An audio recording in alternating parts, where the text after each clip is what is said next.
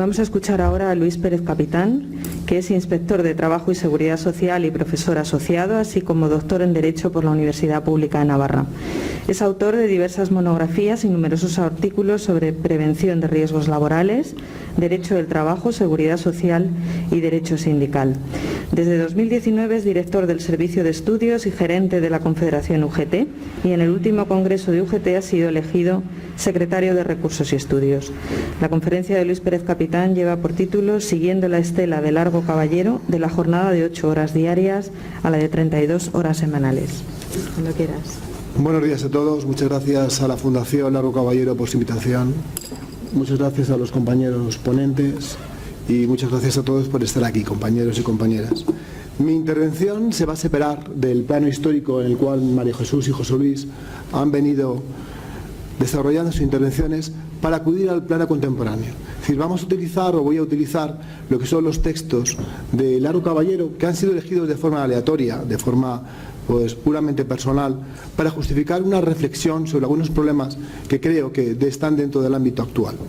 La elección, como digo, es puramente aleatoria y finalizaré con una referencia a un elemento fundamental en el ámbito programático actual de UGT, que es la reivindicación de las 32 horas semanales, justificándola desde el punto de vista de su contexto actual, tanto histórica como económica como internacionalmente.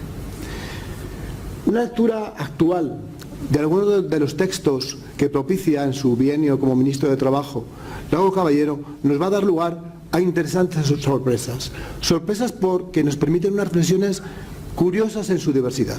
En primer lugar, en relación a la cuestión de la financiación y la consideración de las asociaciones sindicales, que es un tema preocupante desde el punto de vista de una organización sindical, sin duda, la Ley de Asociaciones Profesionales de 8 de abril de 32 nos da una idea bastante moderna e interesante en cuanto que aborda el régimen jurídico de las entonces organizaciones profesionales que eran patronales y sindicales y que ahora se encuentran en una regulación diferenciada, puesto que aborda de forma directa cuestiones como la financiación de las actividades sindicales. Es cierto que el papel de una organización sindical en los años 30 es muy diverso al actual, muy distinto.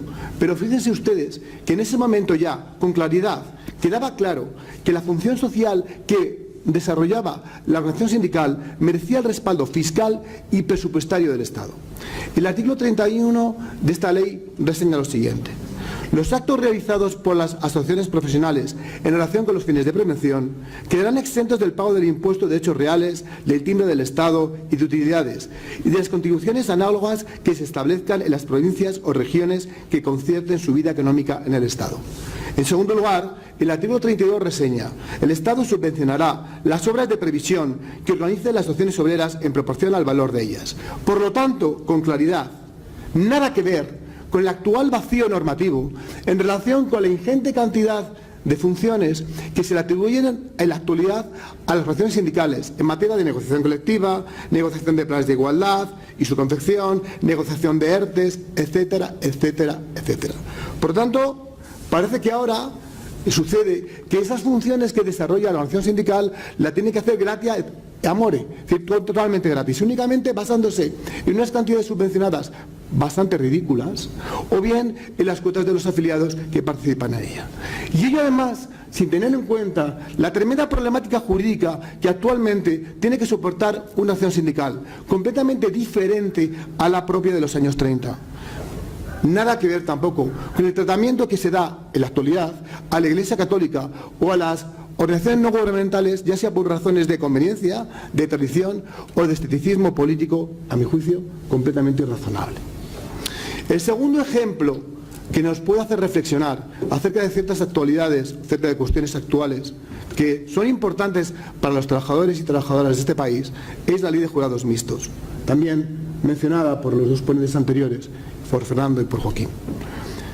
Como diría, o como dice directamente un manual del año 35 de Martín Granizo y González Rotós, nos dice sencillamente que la Ley de Jurados Mixtos está inspirada por tres principios: la sencillez, la baratura y la rapidez. Nada que ver con la situación actual.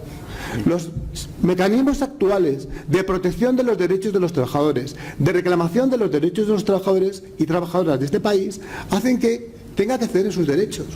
Si el trabajador no tiene derecho rápido a su indemnización, a poder reclamar, a obtener una satisfacción rápida en la reclamación de su salario, a que sea declarado rápidamente su contrato si es fraudulento o en fraude de ley, supone que el derecho del trabajo no se aplica y por lo tanto los derechos de los trabajadores y trabajadoras se aplican, no se defienden y no se aplican. Desde nuestra organización defendemos, por lo tanto, el establecimiento de un sistema articulado, inspección, judicaturas, sistemas de arbitraje y conciliación, que dé rapidez y celeridad y eficacia en la reclamación de esos derechos, en su aplicabilidad, dotando de los medios humanos y tecnológicos que sean necesarios. Nada que ver con lo que ha pasado durante esta pandemia, en la cual los derechos de los trabajadores y trabajadoras del país han quedado congelados o en un invernadero. En tercer lugar, se ha reseñado en las intervenciones de los ponentes anteriores la referencia a la ingente labor de Largo Caballero durante el desempeño de su Ministerio de Trabajo en la suscripción de 13 convenios de la OIT. Y en ellos se hace referencia a temáticas tan todavía, desgraciadamente, globalmente presentes como el trabajo forzoso o el trabajo de los menores en jornada nocturna. Y déjenme, no obstante, hacer una referencia a un elemento que yo creo que es muy importante. En este caso, desde el punto de vista contrario, todavía está en vigor el convenio de enfermedades profesionales, lo cual es lamentable. Porque sin duda era un progreso para la época, esa ligazón entre la enfermedad y actividad, pero que todavía permanece en el sistema jurídico actual y que supone, como consecuencia, la infradeclaración de enfermedades profesionales y la desprotección de los derechos de la salud de los trabajadores. Por lo tanto, estas reflexiones nos conducen a resultados diversos. Y, por último, antes de abordar la temática de las 32 horas, la visión no centralista que se tiene desde el punto de vista de las relaciones laborales. En la última etapa de Largo Caballero se produce el traspaso de la ejecución de las relaciones laborales a la Generalitat de Cataluña. Por lo tanto, un modelo diferente, un modelo actual. Pasamos ya, por último, a la presentación de la propuesta de las 32 horas laborales. Han pasado 90 años, más, si contamos el decreto del 19, que fue completamente arrumbado por los decretos de enero del 20, sobre el decreto de julio del 31, luego ley en septiembre. ¿Por qué? Podríamos decir que, ¿por qué proponemos 32 horas? Por el mero paso del tiempo, porque han pasado ya, y no son pocos, 90 años, no. Se propone porque hay un contexto, en primer lugar, un contexto internacional propicio. Miren ustedes, en el ámbito internacional, este debate está completamente candente. Ya la IG Metal, el año pasado, propuso la jornada de 4 horas como un elemento fundamental. En un país que con un primer ministro, no un radical socialista, Yoshihide Suga, hace un mes, en el mes de junio, se ha propuesto en la Guía Anual de Política Económica de ese país la necesidad de la reducción a 4 días de la jornada laboral para la necesidad de un establecimiento de un equilibrio entre la vida familiar y la vida profesional del sujeto, del trabajador y de la trabajadora. Sanna Marin, primera ministra de Finlandia en la actualidad, también ha efectuado una propuesta de 6 horas diarias de jornada o 4 días. En Nueva Zelanda, en Irlanda hay programas pilotos al respecto. También en grandes empresas como Unilever en Gran Bretaña o Microsoft en Japón también están desarrollando esos programas. Por lo tanto, no es una propuesta aislada fuera de un mundo globalizado. Es cierto que la propuesta española es una propuesta que ustedes solo tienen que ir a Internet. Está en todo el mundo reflejada. Y ha tenido, y no está mal, un gran reflejo. Pero en segundo lugar, y esto también es muy importante, es propicio el contexto social y productivo, porque hay actualmente un desbalance terrible entre la productividad y la jornada en nuestro país. Porque desde el año 31 el PIB se ha multiplicado en 8.000, porque la productividad ha crecido por ahora en un 100%, porque desde el año 2019... Desde mediados del 90, la productividad se ha disparado, porque la carga de trabajo en España es de las mayores en Europa. 115 más que la zona euro y 60 horas más que la Unión Europea del 28. Por lo tanto, la medida de las 32 horas supone una ruptura de este desequilibrio que es realmente inaguantable. Y también hay otras razones adicionales que nos llevan a esta propuesta. Porque combate el desempleo y reduce el subdesempleo voluntario, porque es un modelo adecuado para el reparto de trabajo, como bien es caso. Porque impulsa la igualdad de género y permite la participación de la mujer con mayor facilidad en el ámbito del mercado de trabajo. Porque mejora la salud y la calidad de vida de los trabajadores y trabajadoras. ¿Y por qué? Porque las largas jornadas matan. Porque gran parte del síndrome del quemado viene directamente relacionado con estas largas jornadas. Porque cuida el planeta también, sin duda. Porque está claramente demostrado que las largas jornadas tienen una huella de contaminación mayor. Y porque, y no es menor, aumenta la productividad de la empresa, reduce el absentismo e impulsa soluciones de gestión y de organización de la empresa mucho más novedosas e interesantes. ¿Qué propone la UGT al respecto?